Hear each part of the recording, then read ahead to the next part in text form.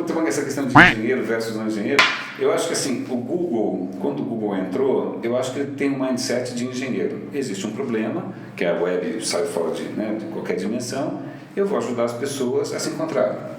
Engenheiro, eles têm um problema, tem a solução, e aí ele conseguiu a coisa genial, que é monetizar essa porra toda. Bom, gênio. Mas aí, essa é uma mentalidade pragmática, que eu acho que eu herdei um pouco também dos meus tempos de pós, sei lá, eu também sou um cara, né, que gosta de problemas. Essa visão.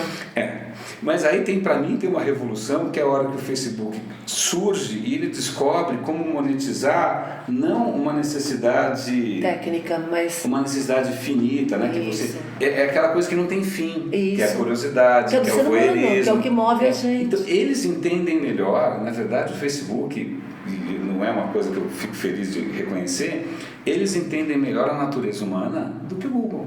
O Facebook não fez o Google Glass, né? O Google fez o Google Glass, que ninguém quer usar. Mas o Google tem uma coisa, né? Eu concordo com você que um foi para um lado técnico, outro foi para um lado mais social, né?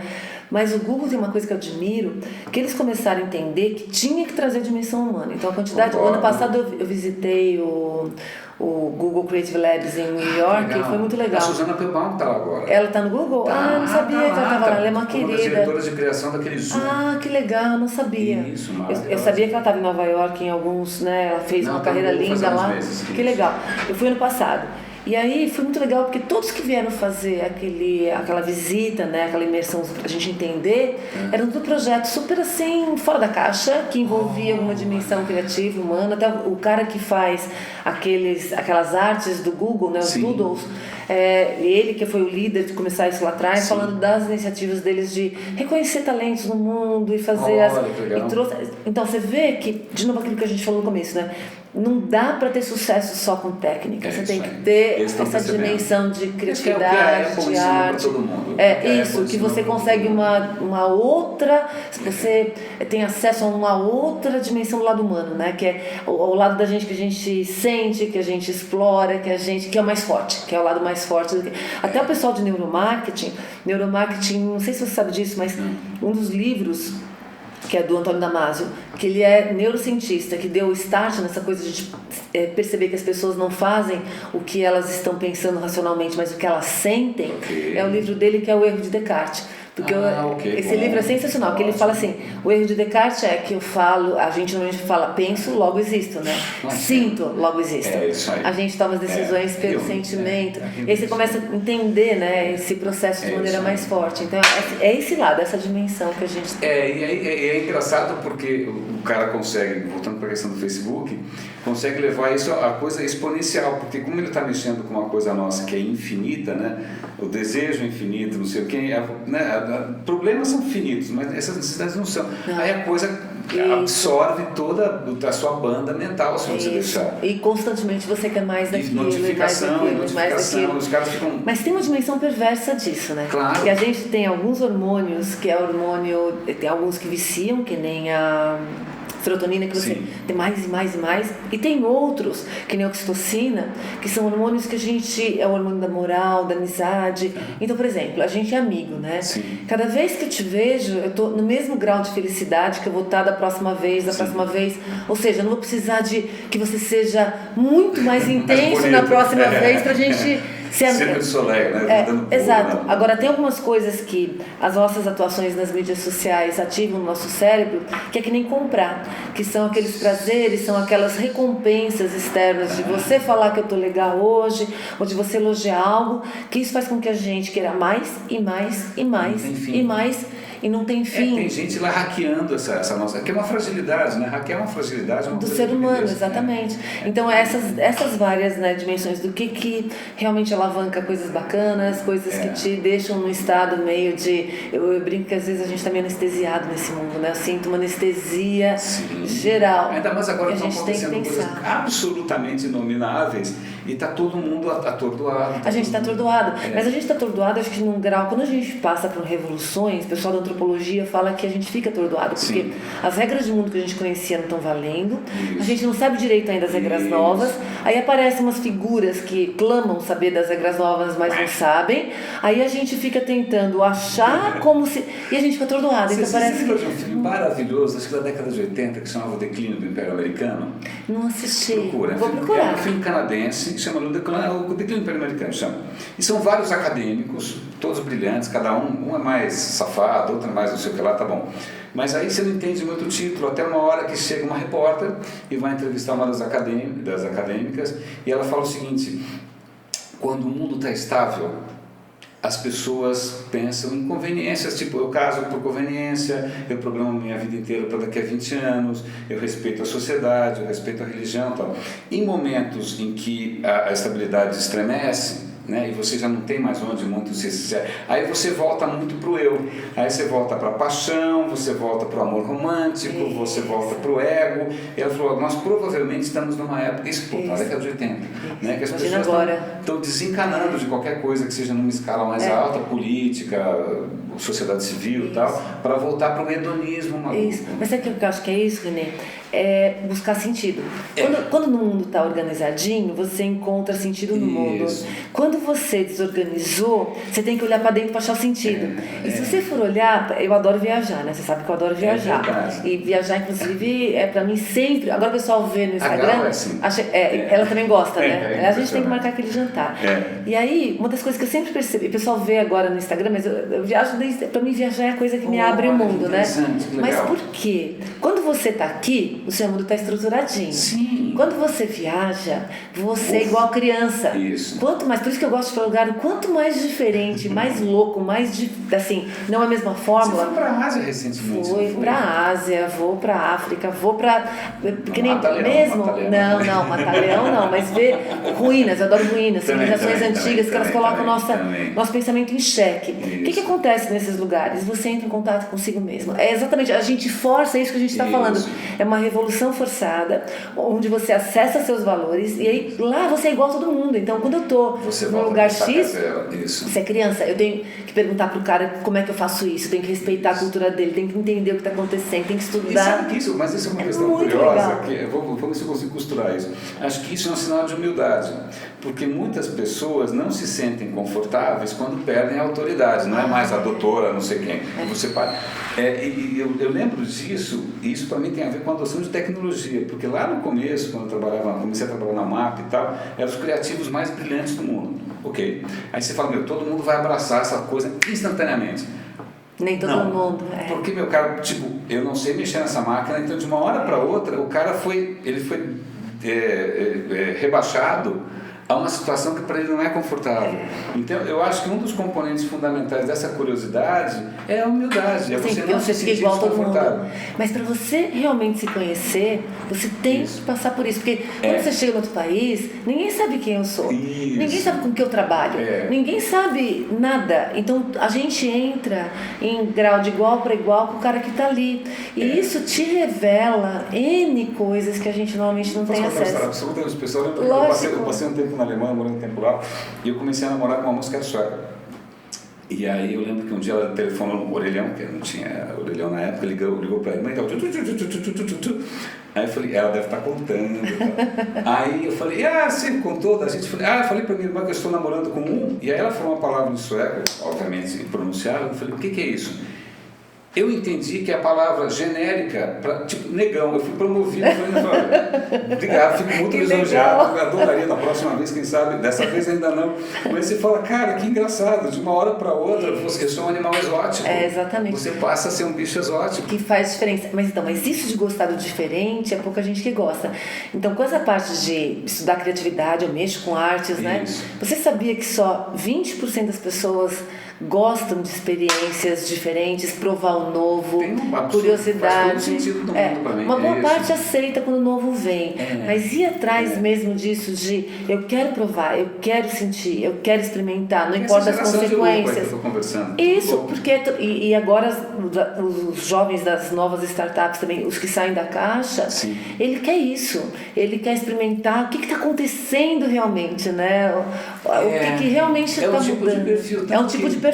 Às vezes eu fico pensando nos amigos todos que a gente fez ao longo desses anos, você percebe que tem uma concentração estranha, de gente com perfil de voracidade, de curiosidade. E que gosta do diferente. E que gosta do diferente. Você não cresce com o mesmo. E que você experimenta. Você só cresce com o mesmo. Se botar tudo num ônibus, é um caso psiquiátrico. Exatamente, mas é gente que abraça isso. e aceita a diferença e gosta da diferença como Sabe uma coisa que eu não consigo dissociar? Eu acho que até uma vez, não sei se você lembra, a gente foi almoçar e viu o Carol, que é um amigo velho. Eu lembro. Bom amigo. E aí, que é essa linha que você tem a linha artística, mas que é essa tua linha de pé na estrada e fazer. Microfone na mão e falar com as pessoas. Cara, você deve ter formado gerações. Você tem ideia de quantas pessoas você tocou já? Ah, mas é muita gente. Dezenas de milhares. Entre aula, palestra, os livros. É engraçado que os livros, as pessoas chegam pra mim e falam assim: olha, eu montei um negócio, eu tô ganhando, sabe, assim, bastante,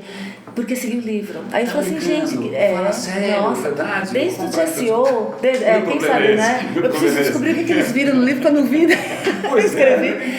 Mas às vezes você, que nem uma coisa também que é interessante, às vezes nas palestras você sente a mesma coisa, né?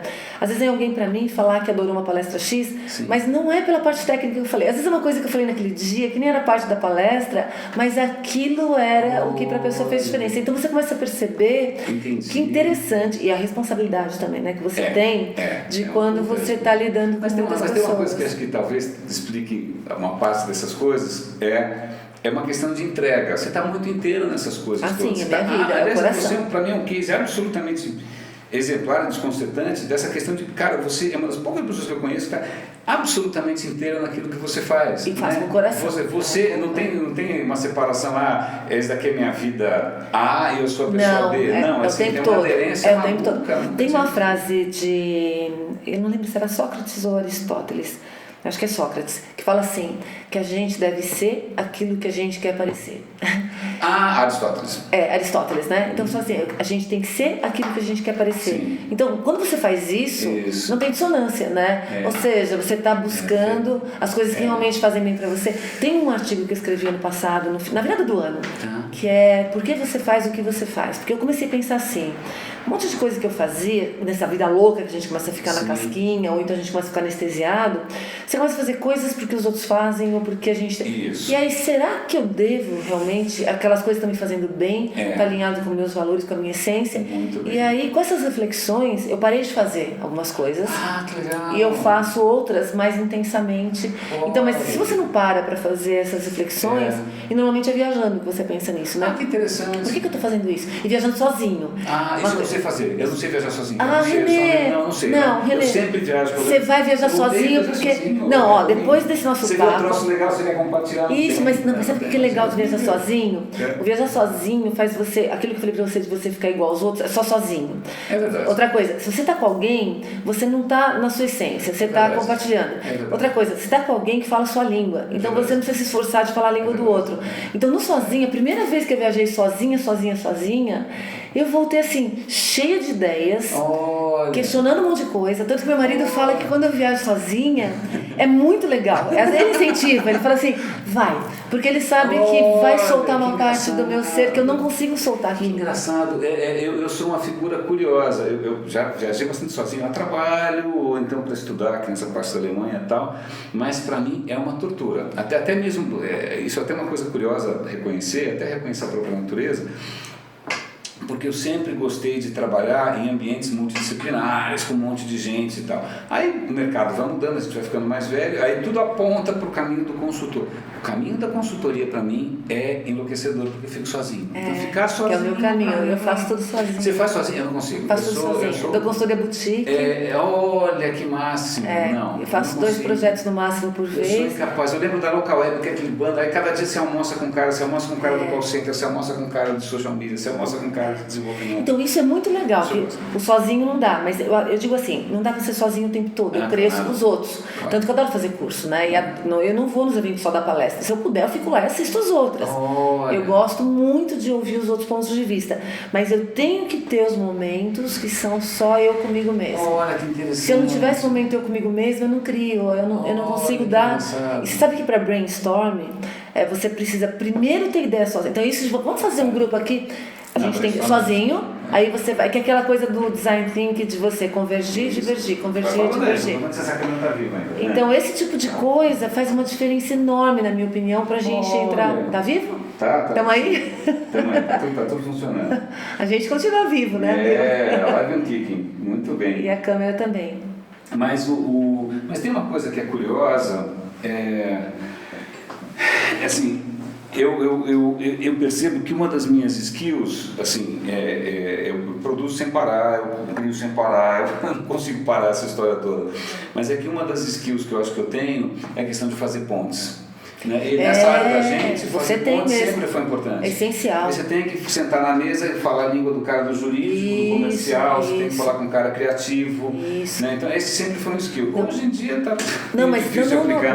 Mas esse skill, René, na minha opinião, que nem no livro Educar, uma das coisas que eu falo das 3 habilidades principais que a gente tem, uma delas, que você não sobrevive mais hoje, é conexão. Okay. Com tecnologia, que eu sei que você tem também, Sim. e com pessoas. Por quê? O mundo está mais complexo. No mundo complexo, eu dependo de mais gente, de mais coisas. Quem não conecta e não consegue... Por exemplo, eu não sei programar, programo 2 linguagens. Eu não sei programar em 10. A hora que eu precisar, eu tenho que conectar com o Thiago, que programa na linguagem X. E quando ele precisar de alguma coisa, eu tenho que estar disponível para ele. Então, quem não sabe conectar com os vários tipos de pessoas, com essas diferenças, começa a ficar sem conseguir ter velocidade suficiente. Porque assim, a gente consegue desenvolver alguma coisa ao longo do tempo. Só que agora o mundo é super rápido e conectado. Então, estratégia não vale nada sem velocidade. E a velocidade só acontece se você tiver conexão de quem te ajude, de quem te faz um atalho para você.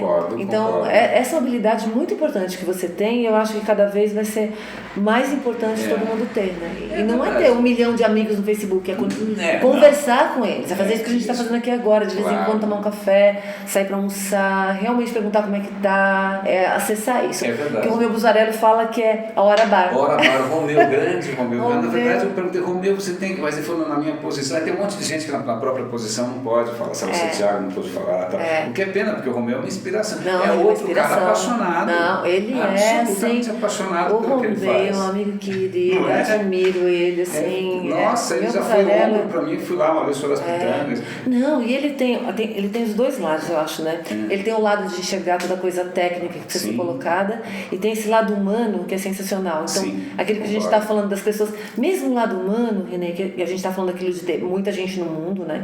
E uma coisa que me incomoda é que muita gente virou crítico por ser crítico, todo mundo critica, aquilo que a gente falou, bate o pé, e pouca gente incentiva. E a gente precisa cada vez mais de pessoas. A crítica construtiva eu acho que é sensacional. Eu nunca cresci com elogio. Eu sempre cresci com crítica construtiva, mas a crítica destrutiva, ela acaba com carreiras, ela acaba com a vida do outro. E aí a pessoa que consegue transformar aquilo, né, que não tá legal, numa coisa que incentiva, com uma crítica construtiva, é pouca gente que faz. E o Romeu é um dos caras que ele faz isso brilhantemente. Olha que legal. Pode ver, ele é um cara que as palestras dele não são aquela coisa passa a mão na cabeça, ai, o mundo é lindo. Não é confortável. É sempre um chute na canela. Isso. Mas é um chute na canela com essa crítica positiva. Então eu adoro quem argumenta, eu adoro quem critica com propriedade, porque faz você pensar, né? Te tira do conforto, do status quo. Isso é interessante, também isso emergiu na conversa com a Akita, que também acho uma figura também super lúcida, consistente, coerente e tal, que é interessante. Que é a questão do como você faz as coisas. Né? Eu acho que o teu como, eu tenho certeza que isso semeia alguma coisa em quem está ali, porque não é só o que você está falando, é o como você está... as escolhas que você faz, como você trata as pessoas, como você se coloca. Faz toda a diferença. Esse como faz diferença. Mas você sabe que o Apsi Bloom, que é outra pessoa que eu amo, nossa, o Apsi Bloom é um cara assim também, aquela pessoa que tem toda a técnica do mundo e todo o coração, toda do bem, sabe, um ser humano incrível. E no direito, ele fala isso, que às vezes o como é mais importante do que. Então, por exemplo, às vezes eu fui lesada em algo, né? Sim. Mas o modo como eu reclamo aquilo pode me tirar toda a razão. Então, eu passo a ser, em vez da pessoa que teria direitos, eu perco em função do como eu apresentei. As pessoas não têm essa noção, né? E tem uma coisa curiosa. É muito importante. Você volta e você critica isso também, tal. Você vai num restaurante romântico, eu vou bastante e tal. E aí você olha na mesa do lado, todo mundo. A última agência que eu trabalhei, todo mundo. O cara podia ser um Tiranossauro Rex, né? Com o bracinho assim, apertando o negocinho. E dor na nuca agora. E dor na nuca, vai virar um Tiranossauro, cabeção. E vai ficar extinto também em pouco tempo. Mas que é nessa história das pessoas estarem nessas bolhas, né? São pequenas bolhas. O cara está naquela telinha, ele não está presente. Se a pessoa não desenvolve essa capacidade de fluir lá e aqui. De conectar assim, tipo, olhar e perceber se o que eu estou falando faz sentido ou não, que é uma habilidade difícil, que você desenvolve com o tempo. Sensores, né? Se são sensores, você vai, né, com o tempo e tal. Como é que a gente faz com um bando de autistas? O que o cara é capaz de criar? Mas isso é muito interessante, porque uma das frases que eu mais gosto de falar em palestra é a do McLuhan, que o homem cria as tecnologias, as ferramentas, e as ferramentas recriam o homem, né? E aí, toda tecnologia, ela transforma a gente, tanto bem quanto mal. Concordo. E aí a questão aqui não é o fato de você usar o celular o tempo todo, mas o que você está fazendo com ele. E muitas vezes a gente, aquilo de por que você faz o que você faz, aquilo que eu falei da reflexão, né? Por que eu estou usando? Então, por exemplo, minha filha morou, eu sempre falo isso, minha filha morou 1 ano e meio na Alemanha, em 2011. E a gente começou a usar o WhatsApp na época, já com o grupo família, e assim, eu ficava muito no celular, conectando com ela lá. Claro, eu nunca tinha navegado tanto no cérebro dela e ela no nosso, do que nem coisas que é muito interessante, né? Que nem, às vezes no aeroporto, estou irritada com falta de educação das pessoas, né? Mas eu não posso reclamar do telefone, pegar o telefone e falar para minha filha, tô de saco cheio com esse cara do lado que é muito mal educado, ele não para de gritar, mas eu posso colocar no WhatsApp aquele desabafo. Bom, esse é um ponto. Um ponto. Você vê a própria relação com minha irmã, por exemplo, também tem uma coisa. Isso, então a gente começa, na realidade, a ficar muito mais próximo do que a gente já tinha sido, usando a tecnologia. Mas, por outro lado, eu posso estar aqui, totalmente dispersa, fazendo uma coisa que não tem nada a ver com o contexto que está aqui, que não faz importância nenhuma também com o que está lá, e eu não estou aproveitando o momento. Então, aquela coisa uma das coisas que eu questiono eu tô aqui vendo o pôr do sol.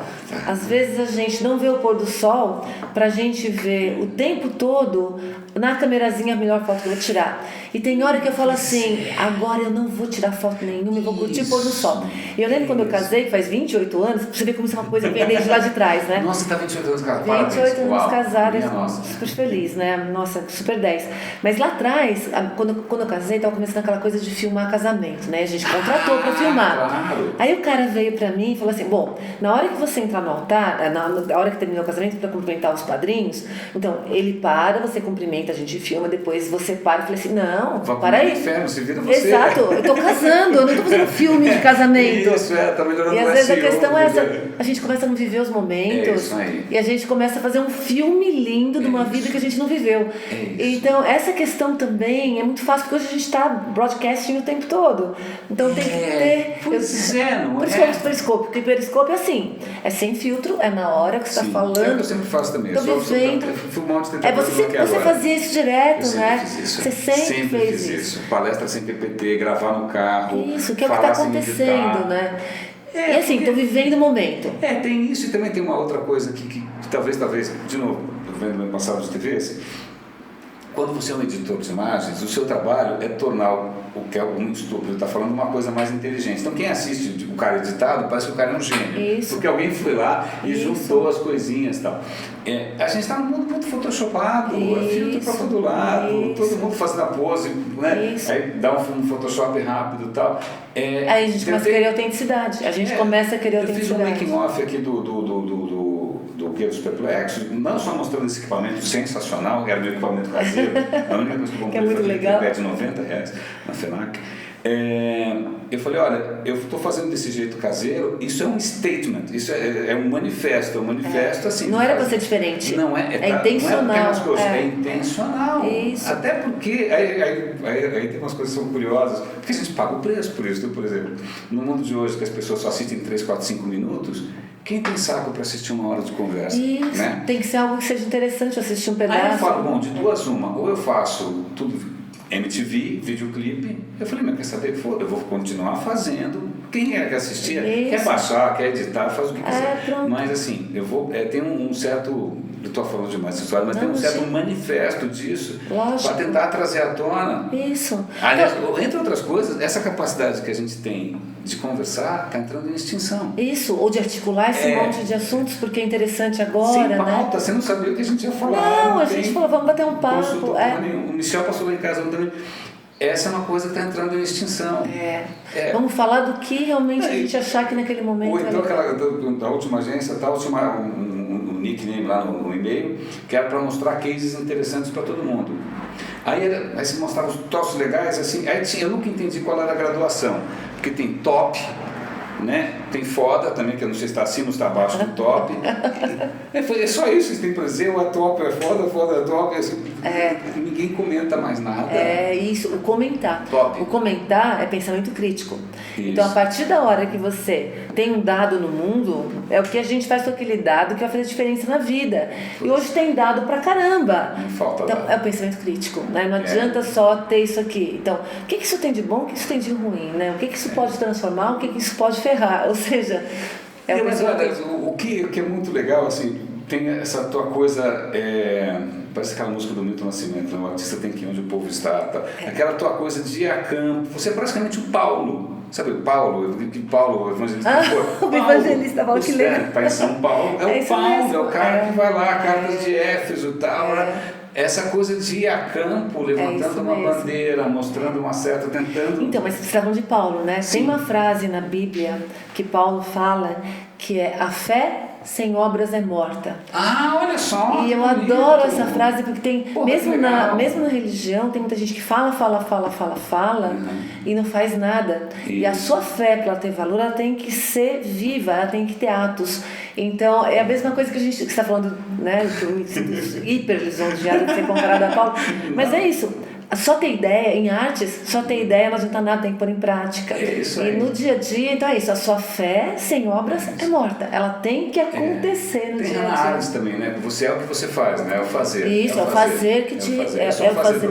E o fazer te completa, que nem... Às vezes a pessoa fala, eu quero alguém para fazer um livro, um ghostwriter, né?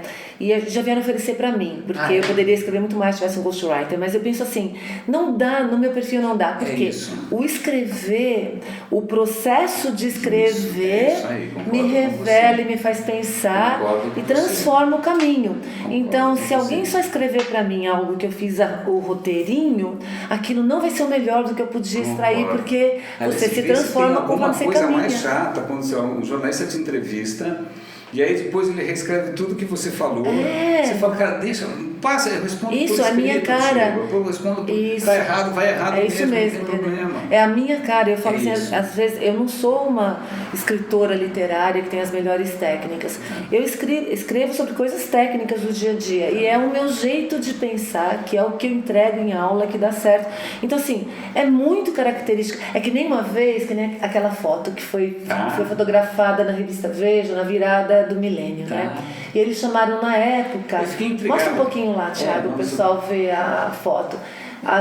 Nessa época, tem uma revista de edição especial da Veja, que eles chamaram, acho que eram 20 mulheres que na época trabalhavam já com internet, que era uma coisa nova no ano 2000. Eu tô ali, ó, eu sou a segunda no alto da verdade, tá vendo? Você, eu tô ali. Olha que legal. Eu e várias outras mulheres que na época faziam. Já tinha mulher na época aqui que vendia Natura pela internet.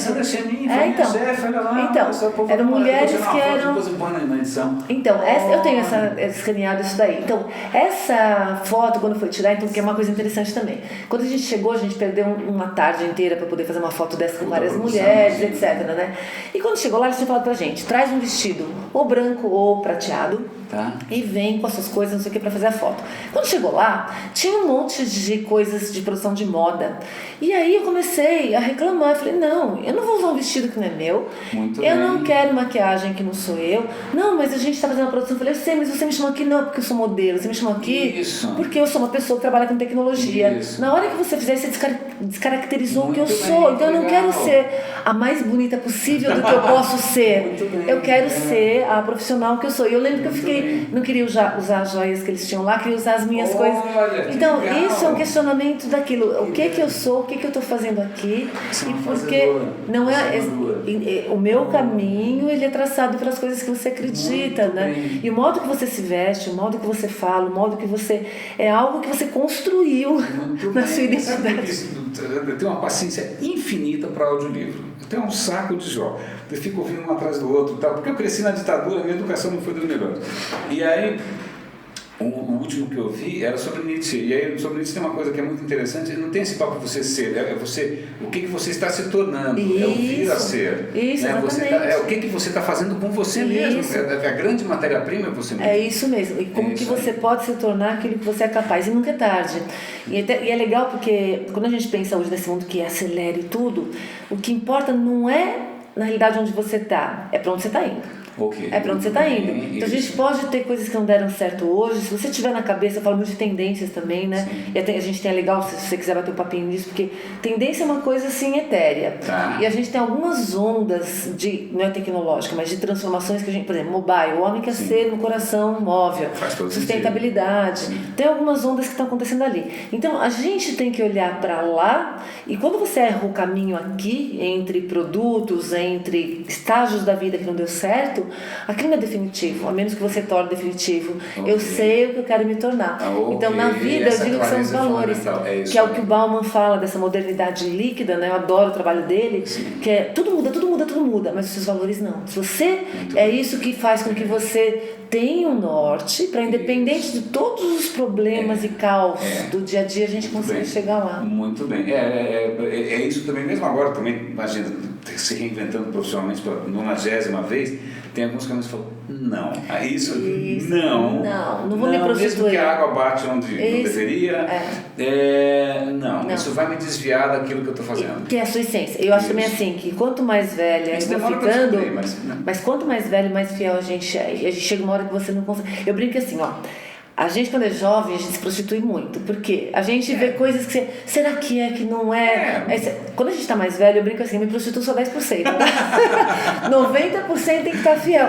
A gente começa e fala assim, não, ok, o mundo não é perfeito. Tem coisas que eu vou ter que abrir mão em alguns detalhes, mas tem coisas que são sagradas. O sagrado é mais valioso que a própria vida. Na verdade, vai afunilando de uma certa maneira. Vai afunilando. Mas a satisfação é maior. E vai revelando sua essência. É isso aí. Que é aquele nosso caminho nos transforma. Ou eu digo que ou a gente amadurece ou apodrece, né? Então eu espero que a gente esteja amadurecendo. Você está indo super bem. Marta, só tem uma coisa para dizer para você. Isso é muito bom. Muito bem. São vários yes. Marta, como diria naquela lista, eu não vou falar a segunda opção, mas você é top. Obrigada, meu querido. Adorei.